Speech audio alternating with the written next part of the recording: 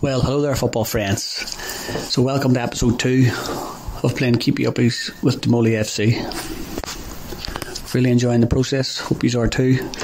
Damolly seem to be getting a lot from it.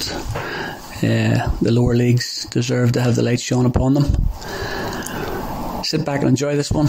Again, plenty of content from both manager and his wife. A first for Keepie Uppies. So enjoy, like, subscribe, share, all them things you do in socials to help us play the best game of Keepie Uppies we can. Remain awesome, football friends. Following the 11-0 drubbing of Warren Young Men, Damolly FC had a break following the wedding of club stalwart Daniel Donnelly. And thankfully they're still happily married today. After the wedding, it was back down to business in the league against promotion hopeful Riverdale in Benburb. Unfortunately for Damolly, Riverdale were the victors 2-1, which increased the importance on the match with league leaders, the Dons. We spoke to the manager of the Dons and our previous guest on Keepie Uppies, Paul Millen, to gather his thoughts on the match. Hey Niall, thanks for getting in touch. Truthfully, I expect a very difficult game against a very good side. You know, Damolly for us has always been a hard place to go the best of times, but they've clearly improved on last season, and they have the results to back that up. They're in a precarious position. You know, they may sit fifth, but with so many games in hand, they're in prime position to put a title charge together. They'll no doubt be on the hunt to put last week behind them when they lost to Riverdale. Again, another good side, and it's a hard place to go, and we expect a response from them. So we'll have to be at our absolute best to get anything from the game. But personally, being involved with the Dons so long, I'm actually pleased to see that it's the Dons and the likes of Damolly who are pushing, because we have been in the league for quite some time, and it is a very tough league to be in. You know, teams come into that league to start off their mid-Ulster journey, so you get some very good teams that come in. You look at Lurgan Celtic last year, and Mindwell, and teams before them. So it's good to see two sides who've been in the lower end of that league for quite some time doing so well. Despite leading against the league leaders, the Dons won an end-to-end game 4-2 to leave the Lisburn side in a commanding position for promotion to Mid-Ulster Division 2. We caught up with Damolly gaffer Conor Fagan to get his review on the game and the previous match against Riverdale. Keepie Uppies with Richie and Tots.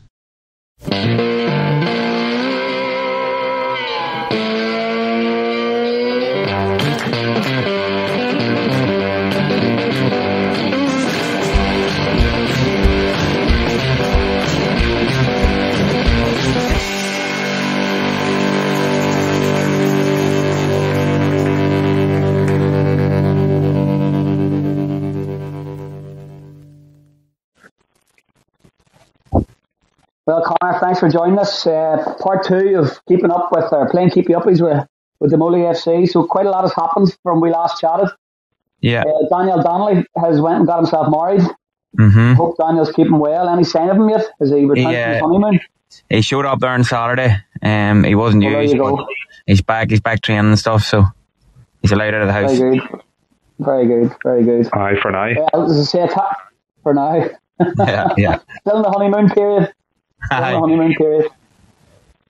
So the last time we talked to you, it was on the back of your huge victory in the league.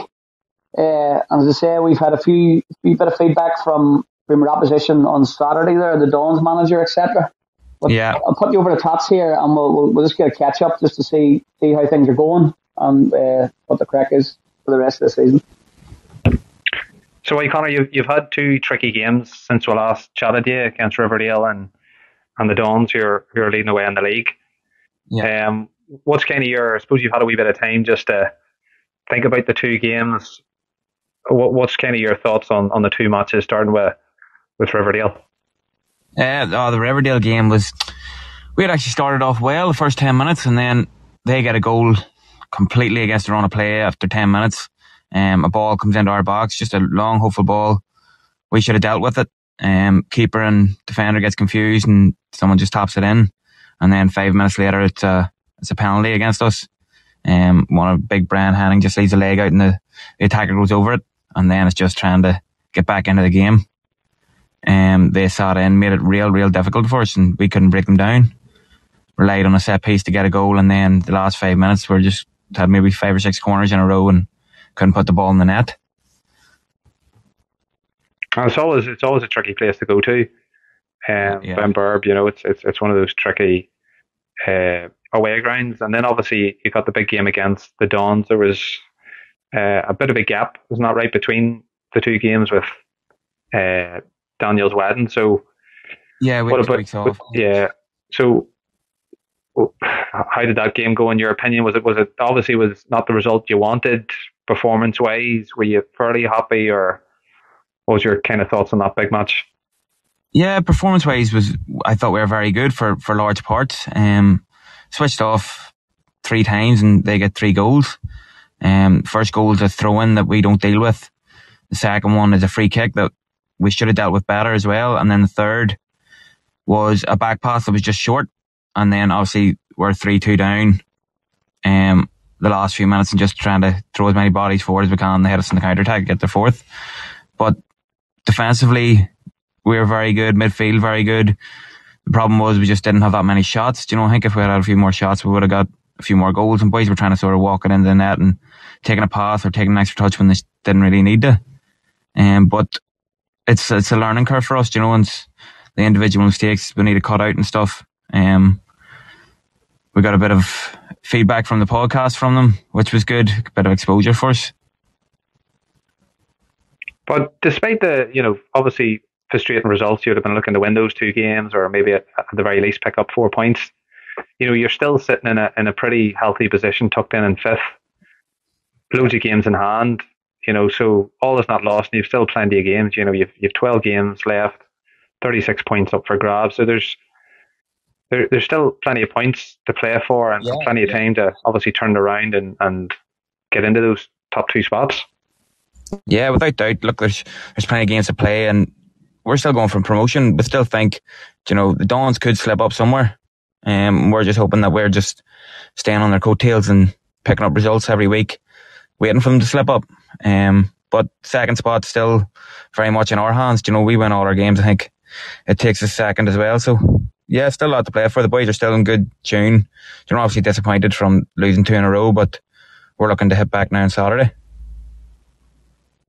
And what about, obviously, I haven't been in the managerial side. Richie, this is open to you as well. When you do lose just even a match, I suppose it's easy for a player. You know, I know myself, if you lose a game, particularly if you haven't played well, you kind of reflect on it maybe the rest of the day, but you quickly then forget about it. But I suppose as a manager, it's a bit different. You take it home with you. You're probably stewing over it for maybe until the next game is played. Do you find it hard to kind of switch off on that side of things, or do you stew over like the game itself, or how even kind of, you know, you approach yourself from a managerial point of view, or how do you find that from obviously being a player to a manager? Do you find a big difference between the two? I wouldn't really. I would be probably my harshest critic. You know, even when I was playing, that if we were beat, what could I have done better? You know, and it's still managerial and the exact same. It's what could I have done better? Could I have made changes? Could I have done something? Could I have shouted on instructions onto the pitch and stuff? But as soon as we get beat, my wife would know straight away, you know, I want to come in through the door. If I'm good form or bad forms, you know, not to talk to me for a while if we get beat, and just let me think about it. And then eventually you have the 2-3 children over at you, and you know, you sort of forget about it for a while, and then you're laying in bed maybe and thinking about what could we have done. And then it's not till maybe the Tuesday where we're training, and you talk it out with the players and you get it out there, and then you're focusing on the next game.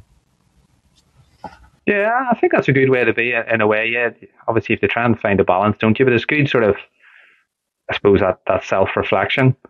Richie, did you find that as well when you were managing? Did you find it hard to, I suppose, to switch off, and did you reflect a lot? Maybe games that as a young manager, I was guilty of carrying it with me. Yeah, and as to say, when the defeats were more often, you had to learn. You had to kind of get advice there. You know, you learn to switch off and learn not to let it bring you down. And because ultimately you have to rally the troops again, and you have to lift the spirits and you keep pointing in the right direction. You know, but yeah, I was guilty of letting it get me down. But with the right men, surrounded by good people, and talking it through as Connor has said, with the right people and making sense of it all, and looking for solutions rather than problems all the time, rather than dwelling on the problem, but trying to seek out solutions. I think it took a lot of heart from that, but I can fully appreciate what Connor says there. Connor, it's kind of an odd one for you because the massive victory, the 11 goals you'd scored in the game previous to the end 2 games, it nearly is like a backlash, Yeah. Boys maybe think, we're on to a good thing here. That game was, let's say, easy. Yeah, well, another thing was that James McGann got a 4-game suspension, from the Lockshore game after that, and he'd be a big part of our attacking play. He's top goal scorer and stuff, so he's come out of it, and with boys we sort of rely on him sometimes, and it's sort of put back on them that they can't always rely on him. He's missing another 2 games left. Yeah, so that'll go a long way. As you said, show a bit of character now. As you said, this Saturday can't come quick enough for you. Yeah. If we get back on the horse. No, very good. And Conor, you mentioned your wife there. Obviously, she's important, win, lose or draw.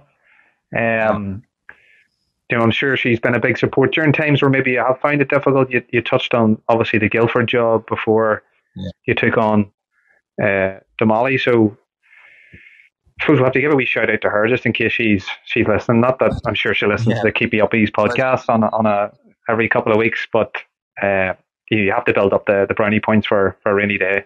As I well know. Oh, big time! Yeah, well, whenever I signed for Loughgall, I didn't drive, so she would have been doing a full shift. She was trained to be OT in the cancer centre, and then would have drove me from Straver to Loughgall and sat and waited for me to train, and then took me back home. So, no, she's always been great support for me. Driving me pretty much all over Mid-Ulster to try and get teams and stuff, but she never really complains too much. Connor briefly touched on his wife and better half Shannon, and Shannon took time out of her busy schedule to give us a lowdown and an insight into life as a football wag. So almost a year on from our wedding, I can officially call myself a wag, which is quite funny because I'm the furthest thing from being a wag. In fact, I think I'm the opposite. I met Connor when I was in high school. We were very young, 12 or 13, and we've been together ever since. And ever since I've known Connor, it's always been about football. He's either watching it, playing it, talking about it. So yeah, I knew what I was getting myself into. However, I didn't know the extent and commitment that went with being a football player or a football manager. I don't come from a sporting background, so it was all new to me, and it took a long time to learn just how much goes into it. Connor is an amazing daddy. He's an amazing husband, and he's an amazing coach. He gives it his all. He really does. And it just goes to show he's working through the night. He's up early. He's away. He's training. He's always checking in with his players on the phone. The WhatsApp group is pinging 24/7. I honestly don't know what they're talking about. They're worse than a group of women. But it's just Connor. It's just his passion. And it is hard. It's not all sunshine and rainbows. There's some nights where I'm at the end of my tether, some days where I just feel like, gosh, I just wish he would be here. But listen, it's just about finding that balance, and the kids aren't going to be this wee forever, so it's just a little bit of a storm that we need to ride out, but we'll get there. And we just have a newborn baby, so he's actually 3 months now, so hopefully we'll start getting back to matches and stuff, and getting up to Damolly on a Saturday. It's just been quite difficult.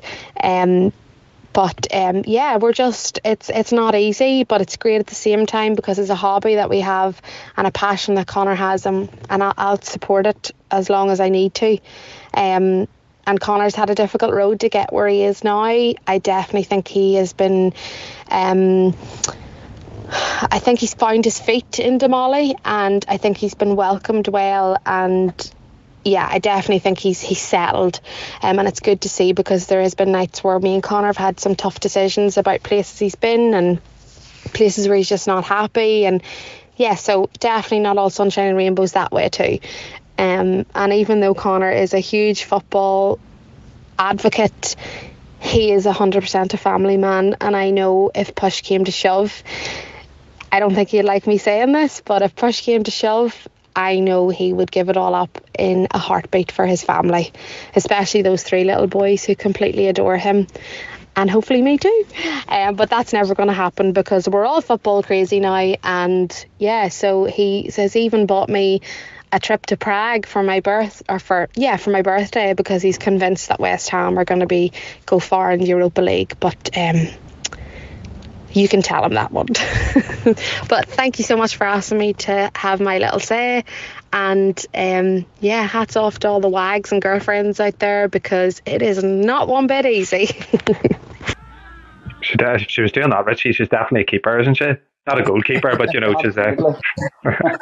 Absolutely. A wise old man referred to his wife to me a few years ago as a footballing widow, and that's that's just the way it is. They know what they've signed up for, and all credit to them.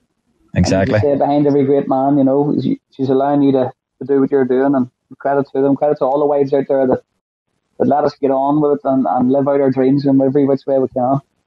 Definitely, yeah. I still have to get written permission from mine for over 35s, and we only play like 1 game a month. Honestly. But anyway, that's for another day. Soon gets sick of looking at you, Task. Alright. Asking you to leave the house shut. So obviously you've Dungannon Rovers then coming up on Saturday. Their side, which literally just win or lose. There's no draws, 18 games, 9 wins, 9 defeats. What sort of a game are you expecting there? Have you played them yet this season? We played them up there, beat them 6-5 in the league, and then we played them at home, beat them 6-2. I actually played the game, we beat them at home, it was in the cup. But going by the recent results, they've picked up a lot. The one during the week there, the few new players in that we've seen from the 2 times they played us. So we're not really sure. We're more focusing on us, obviously, at the minute, and trying to get our game going again on Saturday. Attacking wise, very good, but just need to get more shots. We've got a few boys back from injury as well, so we're just going out to try and win the game, as we've said from the very start. Yeah, as you said, they got a good win there away at Castle Caulfield. Yeah, which was a bit of a surprise, yeah. So yeah, we'll see how you get on then on Saturday. Happy days. So Richie, have you any other questions or? Richie's just left us completely. Well, we can just edit this bit. Oh, there he is. He's back. He's green. Apologies, I was on mute there. well, we'll edit this bit out then, Richie. Aye. Edit? No, don't edit it out. It's the authenticity. That's what I love about this podcast. Exactly. No, obviously, Connor, you've 2 training sessions and then you hit the ground running again on Saturday. Yeah, It's a big drive then. As you said, promotion's still in your hands. Yeah, without doubt, yeah. We're looking forward to it. There's 15, 16 here boys training now that I'm watching. So everyone's keen, and there's no one throwing the head up and going, do you know what, this isn't for me anymore. After a few bad results, everyone's putting their shoulder to the wheel and trying to get it going again. No, fantastic. And as I say, we're watching every move here, and we'll continue to drop in and get updates as we go along.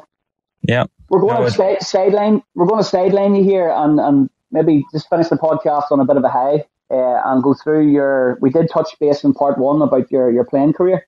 Yeah. So we're going to play Keepie Uppies, and we can do it to your satisfaction. It can be players you've played with, played against, or managed. Okay. They answer the questions. All right. So yep. We'll straight in from the top. The best team you've ever played for / managed. Best team I played for would have to be probably 1 Point Town. I signed from 18. Played a year in the championship, a year and a half, and the year I left at Christmas was the year that they actually got promoted. So it's a sort of a regret for me to leave that early. But no, that team was unbelievable. It was all local lads too, which made it even better. Yeah, brilliant. All right, best captain. Would have to be John Boyle. Just demanded your best every session, no matter what training, matches. Just led by example too. Brilliant. All right, a couple here for you. best goal scorer and best touch. Best touch would probably be a fella, Damien McParland from Bonbridge. He played for 1 point. He was sort of coming towards the end of his career, but he was unbelievable. They used to call him Hoover Touch just because everything was trapped. He was brilliant. Touch like a Hoover. Best goalkeeper or best goal scorer would have to be probably James Costello or Ollie Wilson. I actually talked about them in the last podcast. I think they got 50 each the season we won the league with Freyland. It was just unbelievable, the two of them. And they worked well together. Brilliant. This one will probably tap into your ultimate five-a-side with players you played with. So best keeper, best defender, best midfielder, best striker. Best keeper, if I didn't name him, he probably wouldn't be too happy, would be Johnny Power. Johnny played for 1 point when I was there. He played for Freyland as well, but he was brilliant and he'd be a very good friend of mine. Just good at everything about goalkeeping. Best defender would probably be John Boyle as well. Just everything. Can read a game. Looks like he isn't the quickest, but once he gets going, he's very, very hard to stop. Best midfielder would probably be wee Stevie Ferguson at Loughgall, or Lee Feeney. Played with him at Freyland. It was just, you could tell that them boys had played at a real, real high standard, and everything just looked effortless to them. Everything's simple, it was 1 or 2 touch and it was just simple passes but effective. And then best striker, I would say would have to be probably Sean McMullen. Was very, very good. Obviously played for Newry and 1 point. Could hold the ball up, could score goals. Was very good. Brilliant. Alright, so who has a Hoover, a left-footed Hoover, and best right foot? Best left foot would be probably Ross Black. Played with Ross Black at Freyland, and unbelievable deliveries from free kicks and stuff, and long diagonals were first class. Best right foot.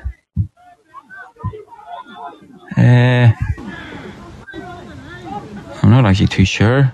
They don't really are too fond of the right foot, are they? So you don't really remember anyone having a great right foot. You always remember the ones of left foots, don't you? Indeed.